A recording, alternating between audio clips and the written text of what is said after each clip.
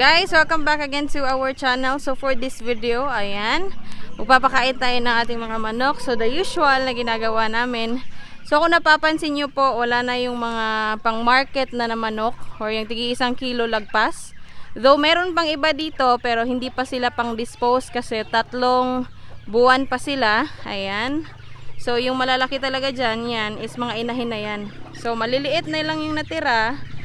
Ayan, so update din kami. Kaso, yun na nga, hindi namin na video. Yung mga bumili sa amin, mga 35 pieces, kasama na yung pato. Ayan. Ito na lang yung natira. So, balik tayo sa mga maliliit na muna. And then later on, mga 1 buwan pa muli, bago tayo makapag-dispose. De-dispose na mga next is ito. Ayan, yung mga bullet na yan. Ayan. Sila yung mga next prospect natin na i-dispose dito sa ating range.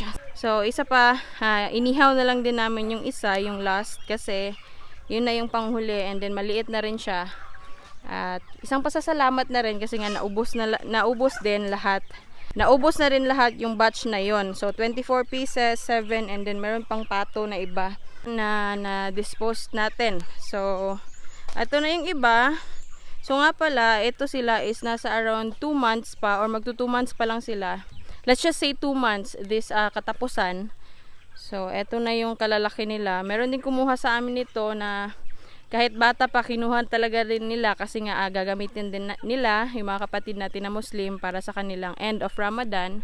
So ayun, quick update tayo dito kasi matagal-tagal na rin kami na hindi nakapag-update kung magkano or kung ilan na yung mga na sold out, kung meron ba tayong nabenta. So yun lang din yung na-miss natin kasi hindi namin na film yung mga bumili, pero sa susunod na video natin papakita natin yan. Anyway nga pala, disclaimer, yung kilo sa amin dito sa probinsya is nasa around 200 pesos per kilo. So yung iba is nakakabayad sila ng 300 pesos kasi nasa around 1.5 kilo din yung iba. Ayan. So I believe yung mauuna dito sa susunod is yung mga malalaki na yan. Ayan, so ito, ayan sila yung mga magka-batch. Pati rin yan, oh. Ayan, malalaki na rin yan sila. So isa sila sa mga next na batch. So ipapakita ko yung data mamaya. Doon sa taas, yung mga short data lang namin na hindi gaanong kagandahan pero at least sa amin is na meron kaming data na nalalagay at kung saan doon kami magbabase kung ilang months na sila, kung nabigyan na ba ng mga bakuna, at kung kailan sila 4 months to 5 months kasi that's the time na magde-dispose na tayo ng ating mga sisiw. Nga pala, ito na yung batch noon na nag-inject kami. Yan na rin yun guys, oh, yung ganito. Ito na sila. Ayan, ganito na kalalaki. Ayan, nasa kalahating kilo na yan mahigit. Kasi noon nakilo namin to siya, half kilo pa lang nung nag-inject ata kami. Ayan, yung mga ganyan, 1 kilo mahigit na yan. Ito. So, kadalasan kasi, disclaimer din, napapansin namin dito, yung mga lalaki talaga yung mas mabilis lumaki, lalo na yung mga ganyan, no? Yung mga parang mga talisay na mga, ayan, yung mga ganito. Masyadong mabilis sila lumaki. Compare sa mga babae na iba. Ayan. Pero hindi naman po yan maiiwasan kung minsan kasi meron naman din talagang mga instances na hindi sila pantay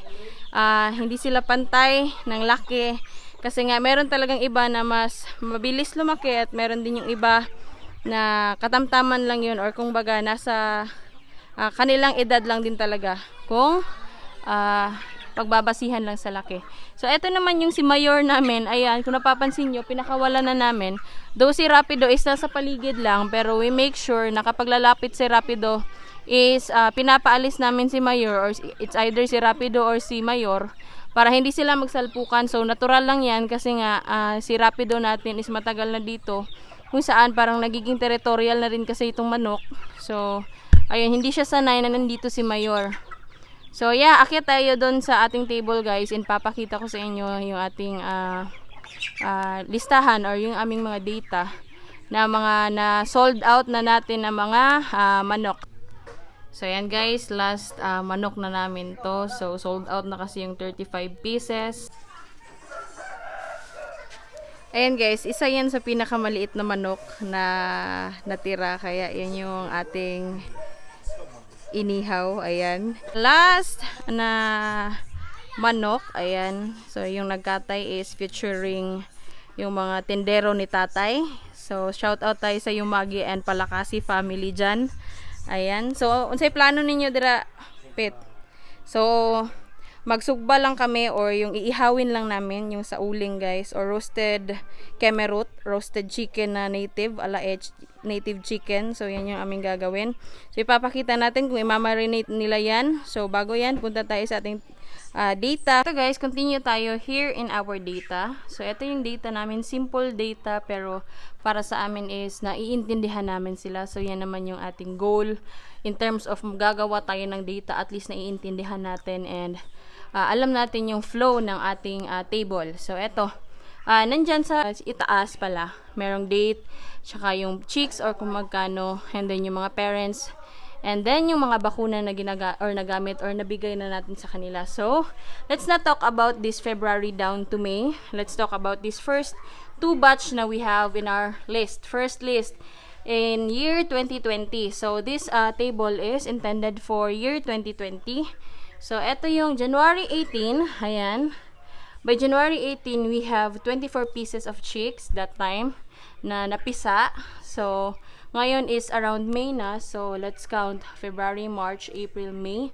So, 4 months ang ating mga sisiw or yung ating mga manok ngayon. So, yun na nga, yung mga batch na ito, etong January and 25, na-sold na sila guys in just 4 months.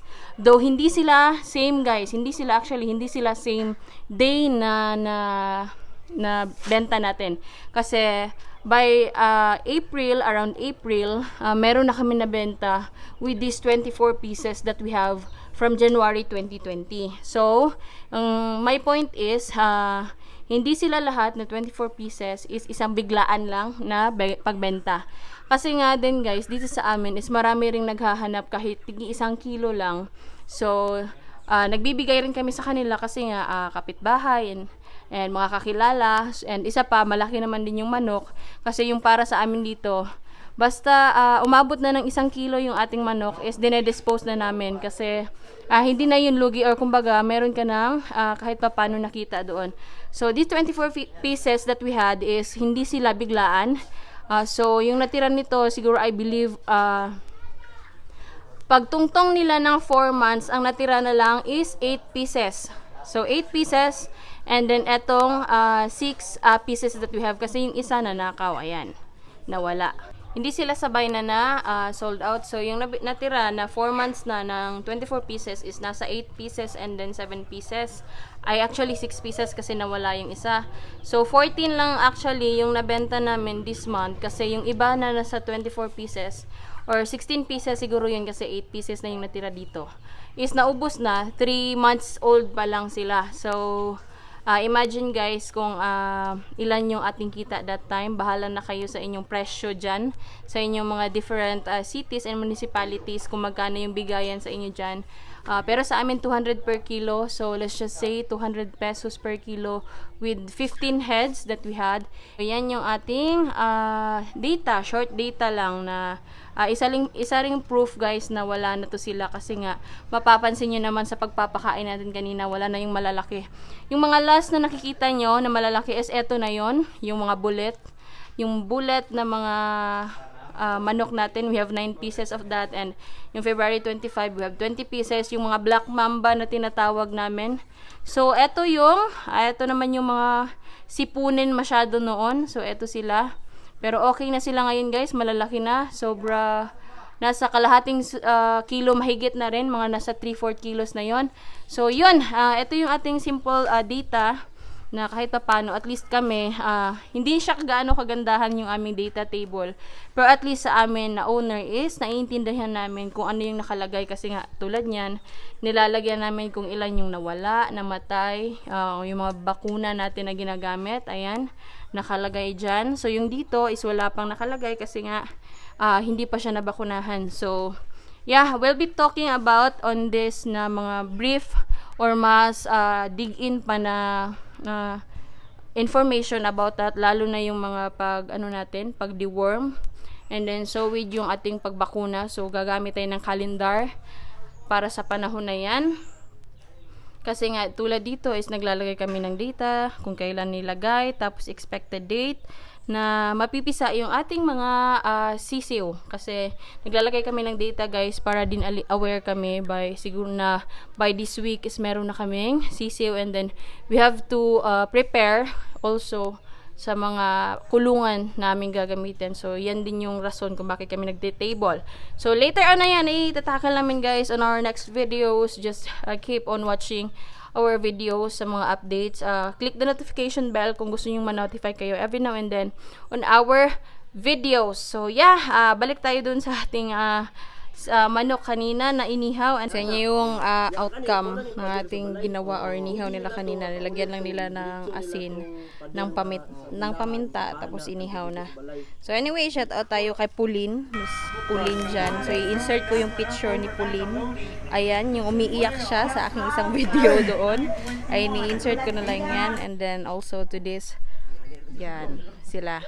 So, yung Magiin pala kasi family. So, yeah, thank you for watching this video, guys. Ayan, medyo hindi na maingay yung ating paligid kasi nakakain na sila lahat.